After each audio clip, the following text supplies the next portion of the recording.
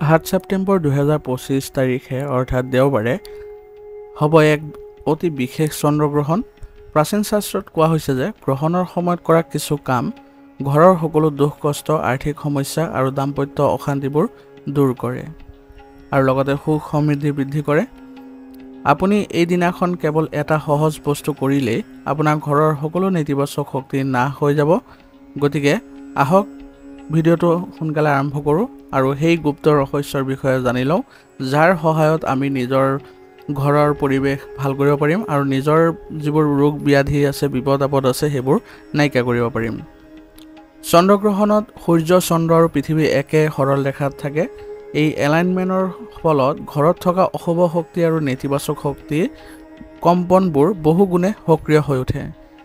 এই সময়ত শাস্ত্ৰ অনুসৰি কিছু বিশেষ উপায় কৰিলে ঘৰৰ সমস্যাবোৰ হ্ৰাস হোৱা পৰিলক্ষিত হয় আৰু আমি বহুতো বিপদ আপদৰ পৰা বা ৰোগ ব্যাধিৰ পৰা আঁতৰি থাকিব পাৰিম।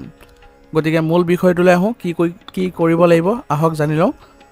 প্ৰথমে আপোনালোকে চন্দ্ৰগ্ৰহণ আৰম্ভ হোৱাৰ আগতে ঘৰৰ পূজা ঘৰত তিলৰ তেল বা ঘিউৰ দীপ জ্বলাব দিব আৰু যেতিয়া চন্দ্ৰগ্ৰহণ সমাপ্ত হ'ব তাৰপিছত এইবোৰ আপোনালোকে ধুনীয়াকৈ মচি দিব। গ্ৰহণৰ সময়ত জ্বলোৱা এই দীপে নেতিবাচক শক্তিক আঁতৰ কৰে আৰু লগতে আপোনাৰ ঘৰৰ মংগলৰ কামৰ কাৰণে খুব সুন্দৰ তেওঁলোকে প্ৰভাৱ দেখুৱায়।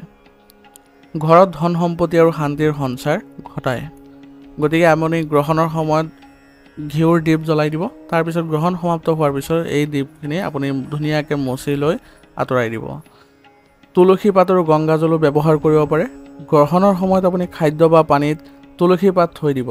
ইয়াৰ ফলত আপোনাৰ খোৱা বস্তু কেতিয়াও অশুদ্ধ নহয় বা গ্ৰহণৰ প্ৰভাৱ তাত নপৰে। লগতে ঘৰৰ চাৰিওফালে আপোনালোকে গ্ৰহণ সমাপ্ত হোৱাৰ পিছদিনাখন ছটিয়াই দিব পানীবোৰ। আৰু গ্ৰহণৰ সময়ত আপোনালোকে মহামৃত্যুঞ্জয় মন্ত্ৰ জপ কৰিব 108 বাৰ। ইয়াৰ ফলত আপোনালোকে ৰোগ বিপদৰ পৰা ৰক্ষা পাব আৰু অকাল মৃত্যুৰ কোনো ধৰণৰ ভয় নাথাকিব। আৰু পৰিয়ালৰ ওপৰত সদায় শিৱ বাবাৰ আশীৰ্বাদ থাকিব, যাৰ ফলত আপোনালোকৰ কোনো শত্ৰুৱে আপোনাৰ কোনো ক্ষতি কৰিব নোৱাৰে।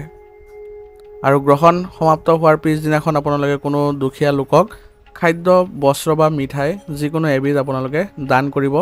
তেতিয়া দেখিব আপোনালোকৰ যিবোৰ নেতিবাচক প্ৰভাৱ আছিলে সেইবোৰ গোটেইখিনি ওলাই গুচি গৈছে।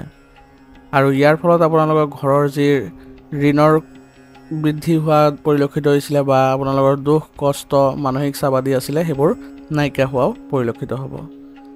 আৰু লগতে আপোনালোকৰ স্বাস্থ্যৰো উন্নতি হ'ব, মানসিক শান্তি পাব। চিৰকাল আপোনালোকে সুখ সমৃদ্ধিৰে আশীৰ্বাদে আপোনালোকে থাকিব পাৰিব।